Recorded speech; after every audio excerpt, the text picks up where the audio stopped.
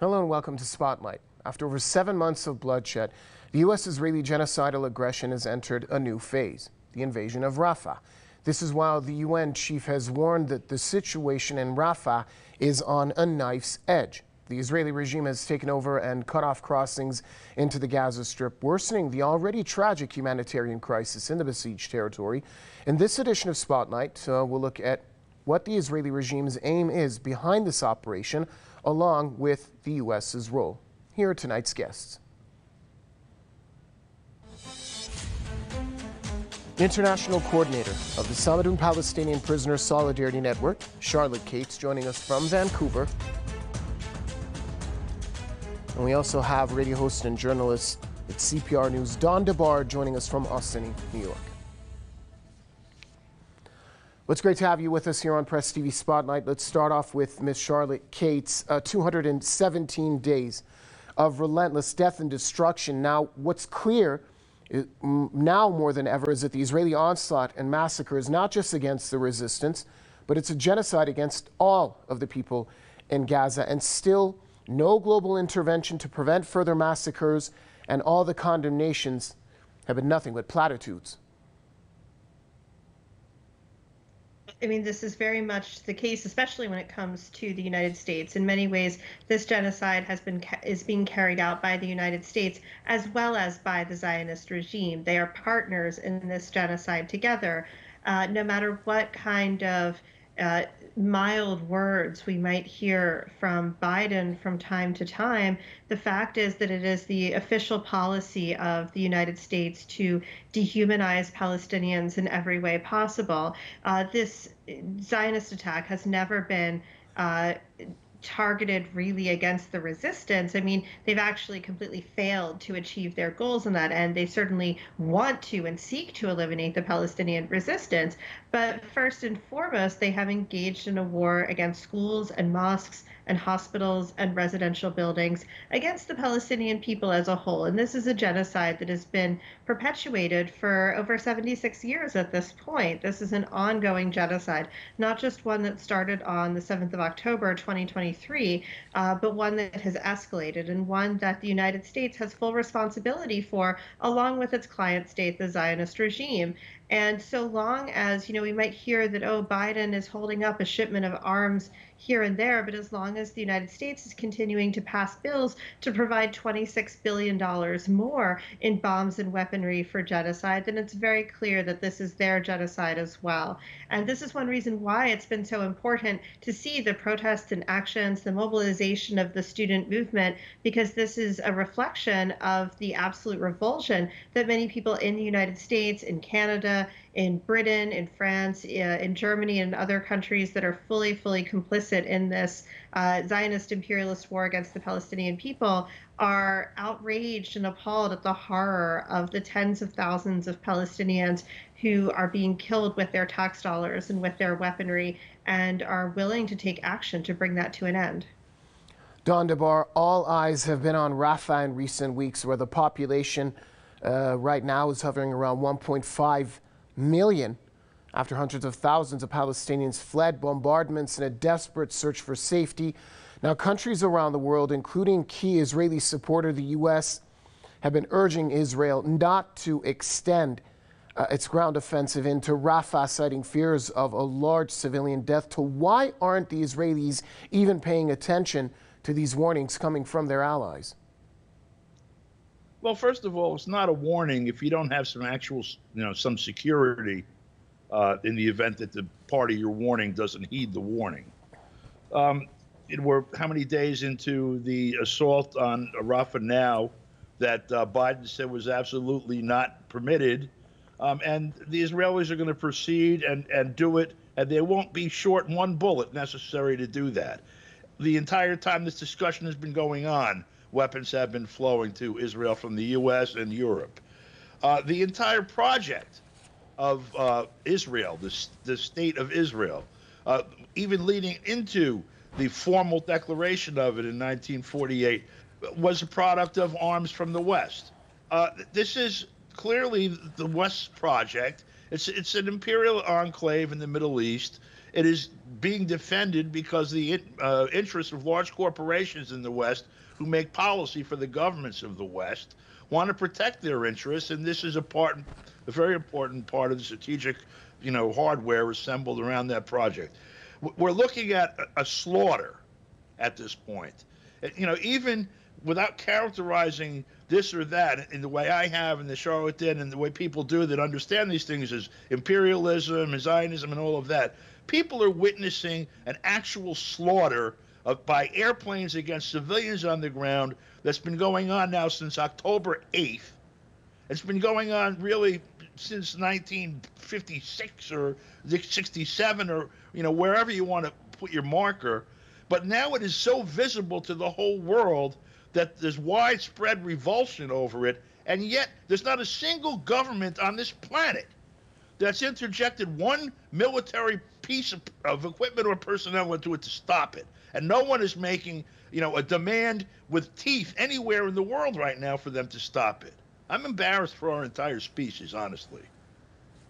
Right, and Ms. Cates, Israel has already seized the Rafah border crossing with Egypt, which is the main entry point for aid into Gaza. Famine and malnutrition is basically extending now to every Gazan in the Strip. UN humanitarian agencies warned that the closure of border crossings into Gaza could halt aid operations in a matter of days. How is fighting Hamas and the resistance in Gaza in any way tied to inducing famine and hunger on Palestinian children in Gaza?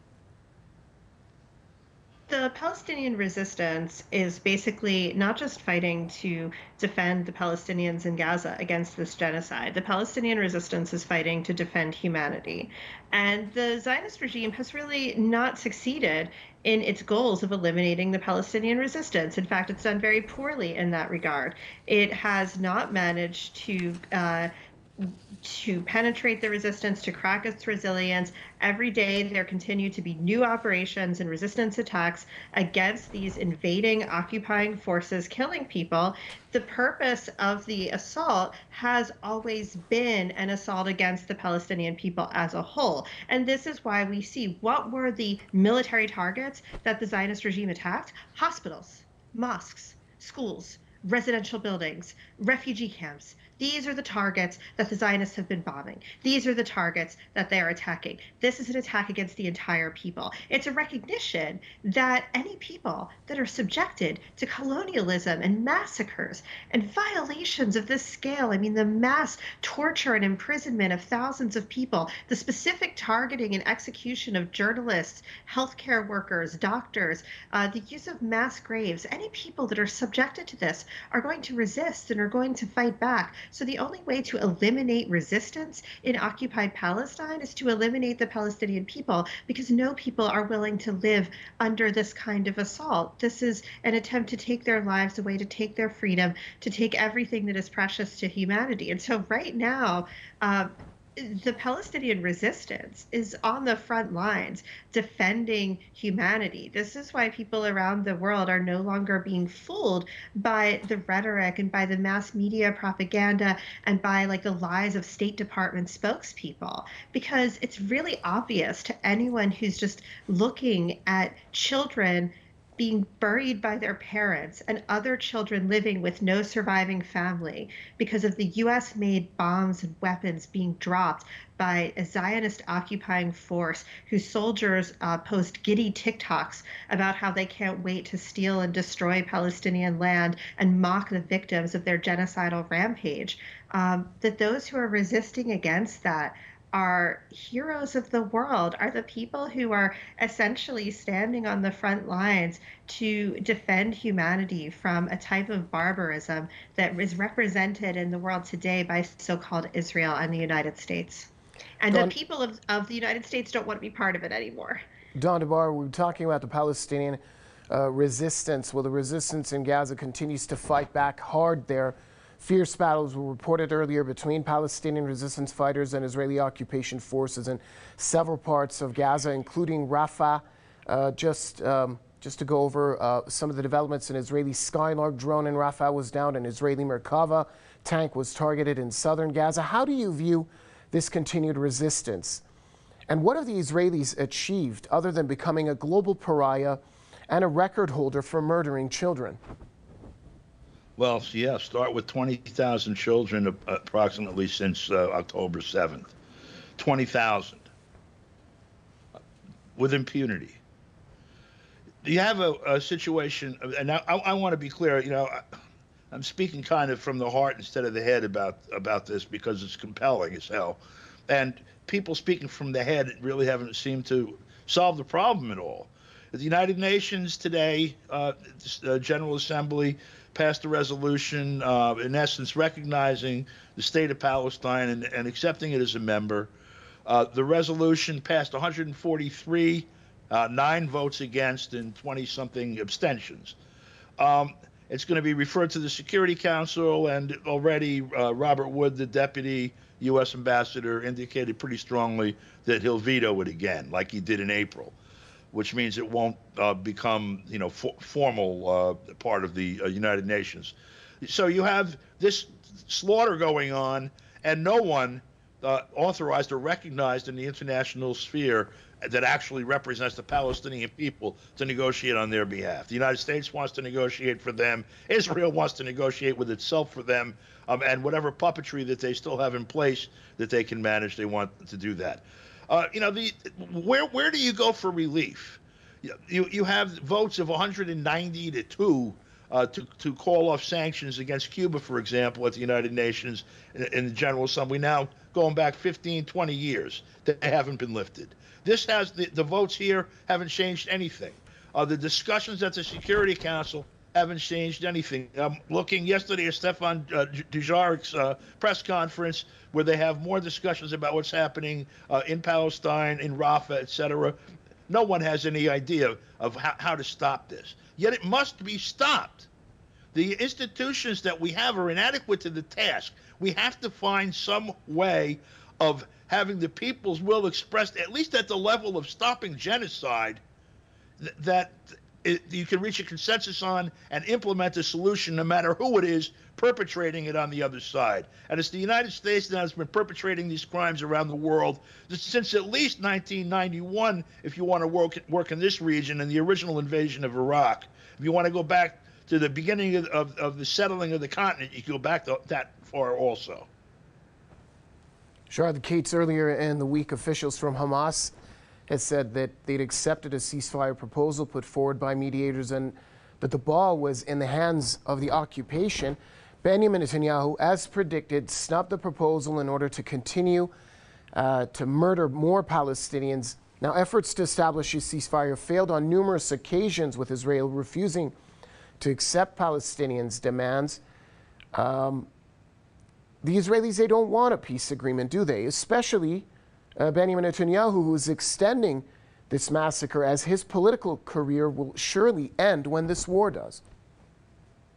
If the Zionists wanted the captives being held by the resistance back, they had the opportunity to conduct a prisoner exchange starting on the 7th of October. The Zionist goal has always been to carry out genocide. This isn't just something that started in the past 6 months. They've been carrying out a genocide for 76 years, since Palestinians were forced from their homes and villages and lands in 1948. We're seeing the images of the Nakba of 1948 carried out again today in front of all of us, except this time it's being carried live on TV, on social media, on Instagram and Twitter and TikTok.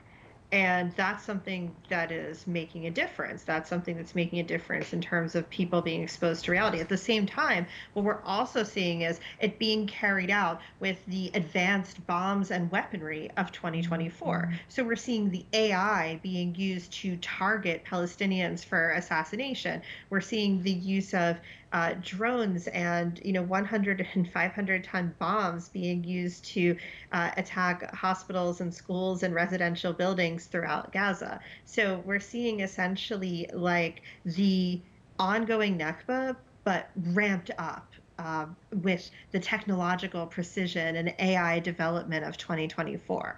So the Zionists regime has never been interested in peace, coexistence, a ceasefire, or anything like this. The Zionists have always been interested in stealing Palestinian land and eliminating the Palestinian people by any means necessary from Palestinians' own land. And the demands of the resistance and the Palestinian people have always been very clear, very straightforward, very simple. And that is to get rid of this occupation, that you can't continue to have these occupying forces in Gaza, that you've got to stop the bombing and you've got to stop the attacks and you've got to stop killing people, that a just prisoner exchange is conducted, and that basic Palestinian rights are respected and implemented. This is the basic principles that any people want just to bring this attack to an end, but they're not interested in ending the attack. In fact, Netanyahu is worried that if he ends the attack, he's going to lose his political career and maybe go to jail. So essentially, it becomes in the interest of these Zionist politicians to continue the assault, to continue the genocide. Zionist society has become increasingly fascist and militarized, with, large numbers of Zionists demanding more attacks. And frankly, those that are saying that there should be fewer attacks are only those that are concerned about obtaining Zionist prisoners back, which once again indicates why the resistance understands the necessity of carrying out a just prisoner exchange that is fundamentally linked to an end to the Zionist assault on Gaza, the breaking of the siege, an end to these military invasions, an end to all of these plans to create a canal through Gaza, to build military bases, to continue to steal and exploit the wealth and natural resources of the Palestinian people. The Zionist regime has never once in its entire existence been interested in peace with Palestinians. In fact, it is Palestinians who don't have a partner for peace in occupied Palestine and never have. And that's why there is not going to be peace until the Zionist regime is fundamentally dismantled. Absolutely. Don DeBar, one of the major developments in recent weeks were the U.S. student protests. Give us your perspective regarding those demonstrations. Given the heavy crackdowns on U.S. campuses, why have these demonstrations continued to expand and at such a rapid pace? Why has this war sparked such outrage among U.S. students? Well, a good part of it is intrinsically outrageous. It's reminiscent of the protests in the 60s in a number of ways. The Vietnam War was the first war that was on television in the United States. And so night after night, people witnessed some of the horrors that were then only seen by people who did military service during combat, during active war, or their personal conception of it without any real data and photography, whatever. They got to see, death. We have almost a scoreboard like a football game of the body count every night, and there was a weight to that incited it, and working people in the United States over that period just preceding these protests began to go to college en masse, and so it's the first time that the children of the working class had a theoretical understanding to grasp what they were looking at and organize and deal with it. It was repressed. It was very successful in a way that it spread, but if you look at the record, even from 1968, it took 5-6 years before the Vietnam War was over, and maybe 1.5 million people died during that time. We obviously don't have that much time now. You now have the internet, which is sort of the analog to the, so to speak, to the television, introducing this information to broad audiences, and people are able to communicate through these platforms, also to organize themselves. The repression has been severe. It is closer to the end of the life of the empire, I think, and this is a more fundamental part of it, this part of the world, than perhaps Vietnam was in the overall picture. And so I think it feels like more of an existential threat to the powers that be here. And I think maybe the people in this country sense that. And I think that there's a broad consensus here after years of austerity, after many years of constant warfare. There's an exhaustion with the idea of warfare. The exciting of it with propaganda and rhetoric has been spent, in my opinion, largely anyway. And all of this is happening in the midst of a presidential election that thus far doesn't really offer an alternative to these horrors that people are seeing and that people do not want. And so there's a lot of energy in the whole system here. And I would say its outcome is, to be kind, unpredictable. Sure. Ms. Cates, why are students putting so much on the line now? This isn't the first time that Israel has committed war crimes and atrocities against Palestinians. The question is, why are we seeing this level of support for Palestinians now, most notably in the U.S.? What's different this time around? I think there's a few things. One is the outrage has just accumulated. People have been now watching for 7 months. They have been watching the bodies of martyred children.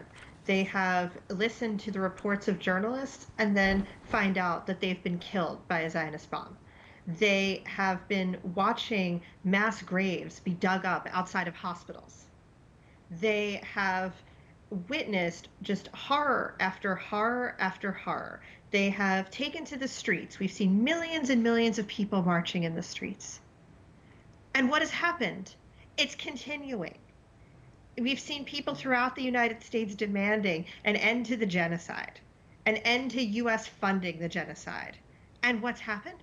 Congress passes another $26 billion in weapons for Israel, and police forces are being sent out to brutalize kids for speaking out for basic human rights and justice.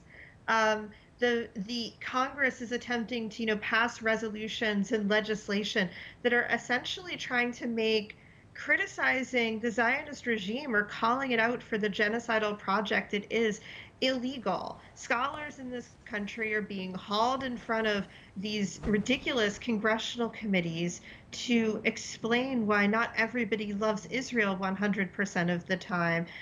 It is an absolutely dystopian reality and situation, and for, of course, no one than Palestinians in Gaza themselves, and for that matter, Palestinians in exile and diaspora who are kept away from their family members who are going through this genocide on the ground on a daily basis.